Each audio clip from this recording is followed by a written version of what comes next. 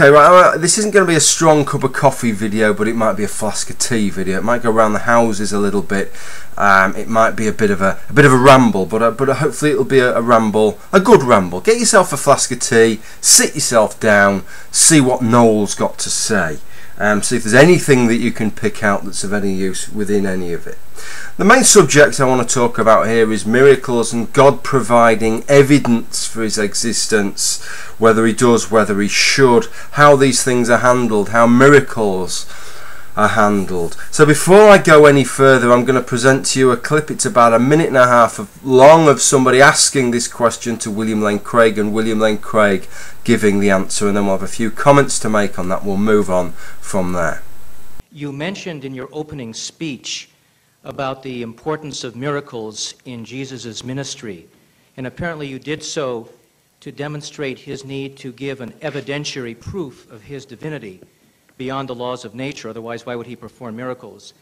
If our entire salvation is dependent upon accepting Jesus, why does God act in such a hidden fashion today?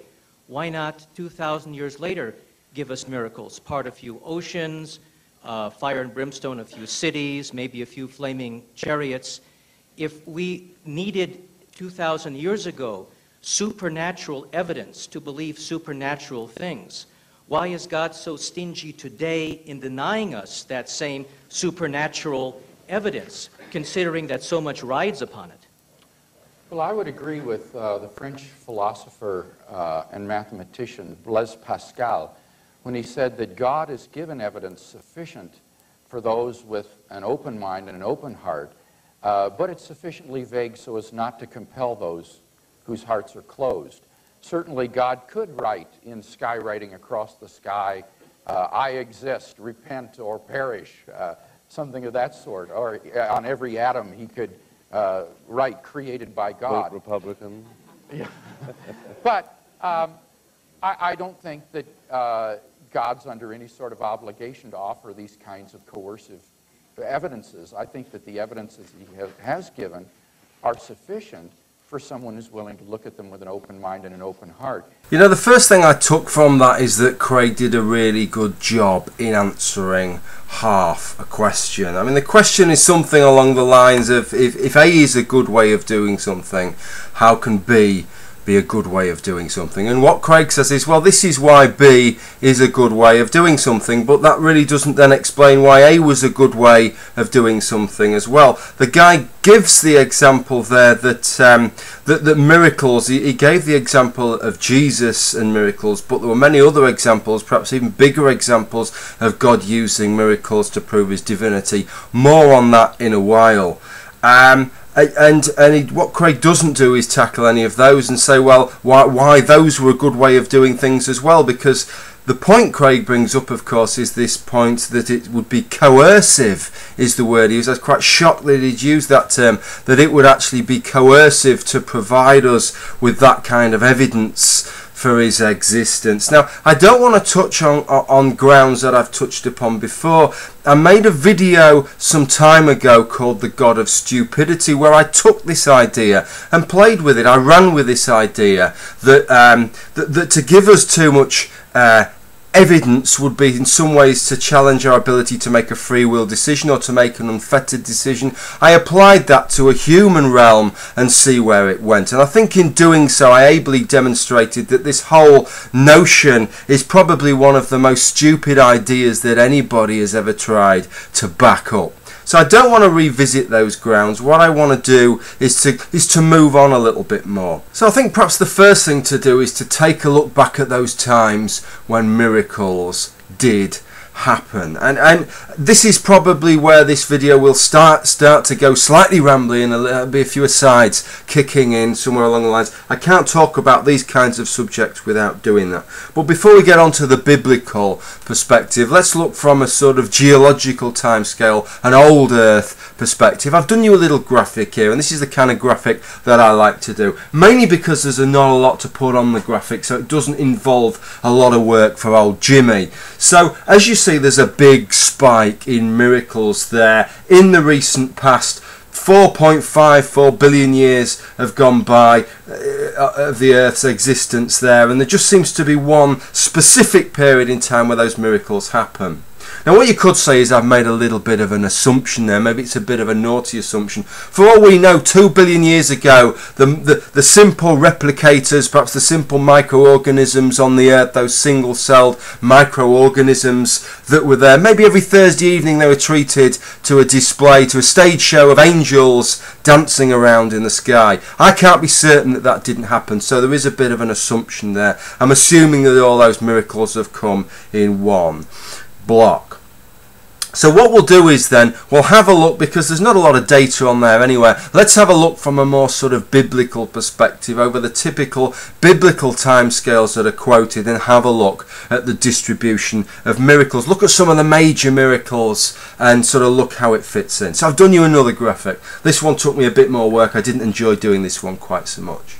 You can see there 4,000 BC, about 6,000 years ago, it all kicks off with the creation of a universe. I think that's a pretty big miracle there. You've got at least a couple of 100 billion galaxies there, with up to 1 trillion stars in some of them. So that's a pretty big miracle. The Earth's created, life on Earth's created, Adam and Eve are created perhaps. Although some people like Francis Collins would say that Adam and Eve just represents the spiritual introduction of the soul into the whatever it is. It's a load of waffly shade he comes out with, but that's what he says. It doesn't really make any sense, so I don't even know why I'm repeating it. But there's a different perspectives there, but clearly that was a period of big miracles. The next miracle I've put on there was the flood, of course, which I don't know. Can you class that kind of genocide as a miracle? Well, I suppose it's a kind of miraculous genocide is how I've put that out. Of course, that was the time of Noah. Maybe I'll go back to Noah in a few minutes and have a little bit more to say about Noah. Then a little bit later there was perhaps some more minor miracles, nothing quite so groundbreaking, involving Abraham, who spoke to God. Of course, God told Abraham to get out of his fatherland and to go to this land that he would show him, which was of course in Canaan. And then later on Jacob, who wrestled with, well, you could interpret it as God. Certainly the name Israel means to struggle with God, so if you took that literally, but I think most people prefer the idea that it was an angel of God. But that's still pretty miraculous, somebody wrestling with an angel of God. And then we have another big spike in the miracles there. Moses enters the scene, doesn't he? There's all the stuff, all the miracles that surround the Exodus. There's the plagues of Egypt. We have all these series of plagues. We have Pharaoh's heart that's hardened. We have, not literally I don't think, otherwise he'd probably, maybe he eats too much fatty food. I don't really know about that. But then we have the parting of the sea, and then we have, of course, Mount Sinai and the Ten Commandments. And that's kind of strange, isn't it? That kind of has something to say. I think at this point we should just stop things for a second and think about this, because this does have something to say. Because, you know, the people that were around at the time, the Israelites there, they don't seem to have an attention span any greater than my cat. Because here we have God actually revealing himself to Moses, and he's done all these miracles, he's done these fantastic things, he's speaking to Moses seemingly on a daily basis, and these people, their attention span is so short that rather than, there it is, there's all the evidence they need for this omniscient, omnipotent, transcendental uber God, and yet they'd rather worship a bull god, which seems kind of bizarre, that, and it kind of questions, you know, the validity of the story, you would think. But let's take it on board. You know, we're talking about coerciveness there, aren't we? Clearly these people retain some semblance of free will, you would think, based on that. But that isn't perhaps the greatest example of that kind of what would you call it, that kind of denial of the obvious. If we go back again, this is something, if we go back, this is a point I made in a video called From Noah to Abraham, and have a look at the lifespans. Let me show you another slide. Look at the lifespans of Noah and Abraham. We can't be exactly sure how their lives matched up. Some ways of telling, some ways of looking, I think if you take the dates from the Masoretic texts, what you get is you get an overlap of perhaps up to 60 years, that it was only 15 years after Noah died. This is something a lot of people don't realise. Only 15 years after Noah died that Abraham left the land of his fathers. Other interpretations are different, and perhaps it was a couple of years before Abraham was born that Noah died. But bear this in mind, both Noah and Abraham lived in Sumer. They were both from the same region. Think who Noah was. Noah was he was the father of absolutely everybody. He was somebody that had actually spoken to God. He's somebody that had been instructed by God and had saved the entire human race. You would think that everybody would be more than happy to worship the God of Noah, certainly in his Sumerian heartland where Abraham was born, where Abraham was living. And yet we're told in Joshua that actually that Abraham's father, Terah, and his other ancestors were worshipping a false god. So either these people had the same microscopic attention span and were quite happy to ignore Noah that we saw with Moses and the Israelites, or we have the alternative idea that we're talking about a totally different God here, that this is perhaps a Mesopotamian God, which is actually what we would expect. It's what historians would say. They'd say, well, these are myths from a different part of the world that have been incorporated into the Israelite canon of myths, and Abraham's kind of drawing all this together. But there you go. Let's not take that on board. Let's take it from a theological perspective. Again, we would have another example there of this same thing, of people not being coerced by seemingly just about as good evidence as you would think that you could get. Another interesting little aside, just we're on the subject of Abraham, that a lot of people don't realise. This is unrelated to this video, but I'm going to just pop this one by you right here and now, is that of course Abraham went to Canaan. A lot of people see this figure, this patriarch, that he was the first person that was worshipping Yahweh. Well, of course, in those days, historians believed that every town, every region had its own god, and that you worship the god. You may worship other gods, but you worship the god of the region. So if you moved to a town, such as he moved at one point to the town of Salem, which became Jerusalem, he would be worshipping the god of the town of Salem. Or was he worshipping the god of the town of Salem? Sorry for slight discontinuity there, by the way. The sun's gone in, as it has a tendency to do. It had made the picture a little bit dark. I had to adjust the exposure. Well, what we do know is that he'd gone to Salem, and that Salem was a Canaanite town, and the Canaanites worshipped a god called El. It turns out the Israelites worshipped a god called El. This is the god we're talking about. And King Melchizedek, the king of the town, blesses Abraham, which shows not just his superiority on grounds of being a king, but spiritual superiority in terms of worship of the god El. So just in case this is something that hadn't occurred to you, if you think like, wow, Abraham was the first person to worship this god, it doesn't really look that way. It looks like Abraham had moved into a pre-existing worship there. So anyway, what I want to do is put that to one side. Let's move on from all of that, because we're supposed to be talking about miracles, aren't we? And whether that's a coercive form of evidence. As we move forward, we have the Assyrians and the Babylonians. The Assyrians, of course, took on the northern kingdom of Israel and defeated them. Babylonians did the same with the southern kingdom. Doesn't sound like a miracle, but according to the Old Testament, they were, because they were acting as agents of God. So they were miracles, but bit kind of muesli miracles, those, aren't they? Not the most exciting miracles, so I've only given them a little column. And then, of course, we have the coming of Jesus and all that goes on with that. But never mind the actual conjuring tricks that Jesus did. The biggest miracle was that he managed to be entirely human and entirely God at the same time. So that's a bit of a miracle, because it doesn't make any logical sense. So then what happens after that? Well, let's overlay a timeline on all of this, shall we? Let's overlay a sort of a squiggle, not a timeline, a squiggle. Let's overlay a squiggle onto the timeline and look at the distribution of miracles. What's quite clear is that the amount of miracles has gone up and down, but then all of a sudden, disappointingly, as records nowadays are so much better, as it's so much better to evidence things, all these miracles seem to have died a death. So all of a sudden now we have this argument that if we were to have a miracle now, that would be coercive. If we were to get a miracle in those times, that was absolutely fine to have all these miracles. And it clearly wasn't coercive, because when there was a miracle, people didn't take the damnedest bit of notice of it. But if it was to happen now, it would be really, really coercive. Now, this is my thinking. People like William Lane Craig make this argument.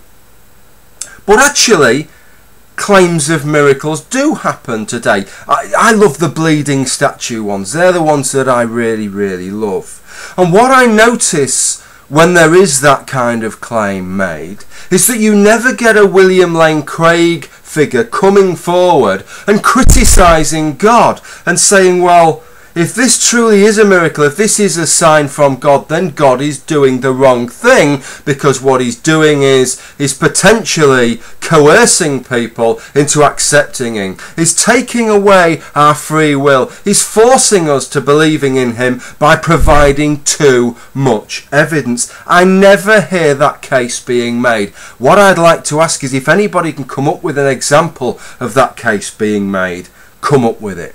It seems to me that William Lane Craig and the likes of him will happily sit on the stage and explain, waffle away why miracles don't happen anymore. But if while they're on that stage a miracle was to happen in that theatre, they jump up on their seats and go, oh my God, look, there's a miracle. There it is. There's the proof that God existed. I told you we were right all along. God hasn't let us down. Look at that. There's a miracle. There's a sign from God. The argument that they'd been trumpeting all this time would just disappear into the mist, and all of a sudden they'd embrace miracles once again. Does anybody question that? Would even William Lane Craig question that that's what he would do? It seems to me, and this is the nub of this video, that there's a certain degree of hypocrisy here. Wouldn't you believe it? And it's a degree of hypocrisy that we see all over the place by the same people. We see it with respect to science. We see science being embraced when it gives the answers that they want them to give, but when it doesn't give the right answers, science is rejected, and we get this kind of fundamentalist position of, well, we shouldn't have even been looking at science in the first place. The field of God and the field of science is entirely different. You know, God is about faith. It's not about providing evidence through science. We shouldn't expect this kind of thing. That was totally the wrong approach.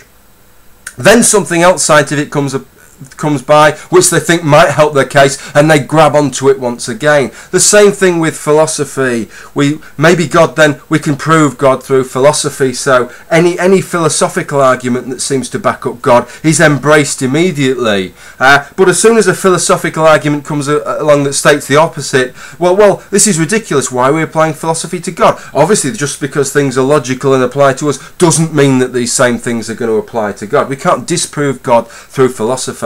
How arrogant of us to assume that our basic grasp of logic and of philosophical conjecture would apply to God's realm. And so it is with miracles. When miracles happen, you grab them by the balls and you don't let them go under any circumstances. And when miracles don't happen, you explain the same thing away as, well, God wouldn't give us a miracle, would he? Because that would just be coercive on his part. It really is. It's the method of cake and eat it, just writ large across all these different disciplines. Well, I don't know, does anybody feel any different? I'm sure there's some Christians out there, there's some Muslims out there who'll take issue with what I've said here. I'm quite certain. That's all I've got to say for now. I've probably talked for long enough. It's time to go and have another cup of tea. Thanks for watching the video, and bye for now. Okay, well, I went away, I had that cup of tea. To be fair, I had a couple of cups of tea and a coffee. It's been one of those kind of days, really. A good day.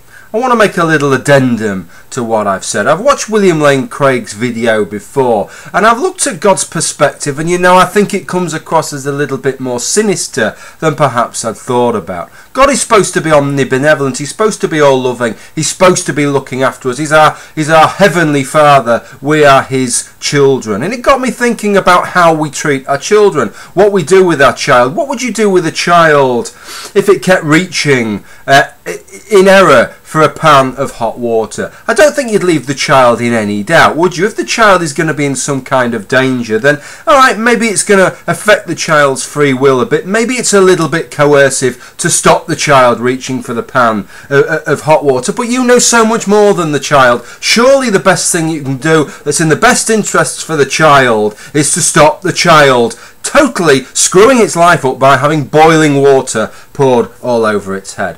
Well, having boiling water poured all over your head is pretty nasty. You get pretty nasty burns, but it's nowhere near as nasty as spending all of eternity in hell. So I have to ask, what are God's priorities here? Is he so concerned about coercion that he's prepared to risk us, to jeopardise us? Is he so unconcerned of us joining him in heaven that he's prepared to let us go in this kind of danger?